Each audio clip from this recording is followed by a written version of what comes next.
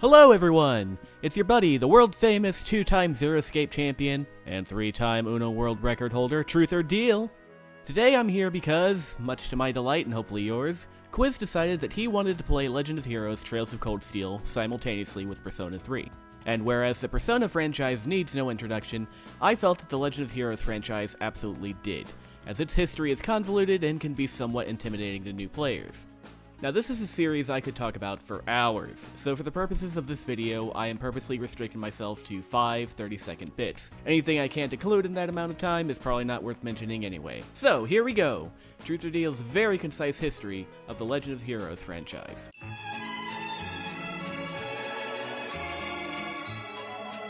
Back in the 1980s, a small Japanese company named Nihon Falcom decided to enter the gaming industry. Focusing on making games for the PC Engine, they hit commercial success in 1984 with a role-playing game called Dragon Slayer. With Dragon Slayer, as well as their other flagship brand Ys, which came out in 1986, Falcom's games quickly became staples of PC gaming in Japan, and influenced the development of later JRPGs, namely Enix's Dragon Quest and Squaresoft's Final Fantasy.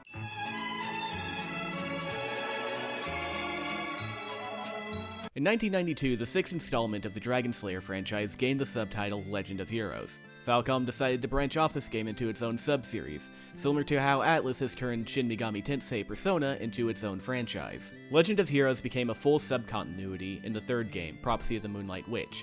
Legend of Heroes 4, A Tear of Vermilion, and 5, Cage Song of the Ocean, were sequels to 3, and together formed the Gagarv trilogy, named after the world that the games take place in.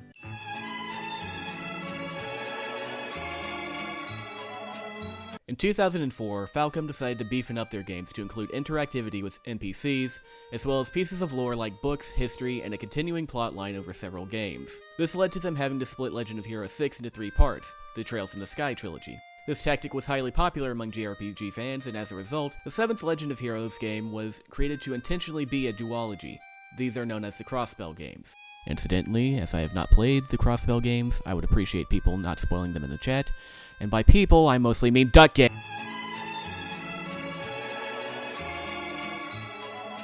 Despite the now grand scale of its narrative and characters, the Legend of Heroes franchise was never able to make a splash outside of Japan. Falcom wondered why games like Persona were more popular and began to take notes. Persona had waifus, so Trails got waifus. Persona was in 3D, so Trails was made into 3D. Persona had social linking, so Trails got a social linking feature. And thus the 8th installment of the Legend of Heroes franchise, Trails of Cold Steel, was born. The game you're about to see is the first game in what will be a quadrilogy, which I have not played past the first one, so I swear to God if you spoil this for me, Duck It.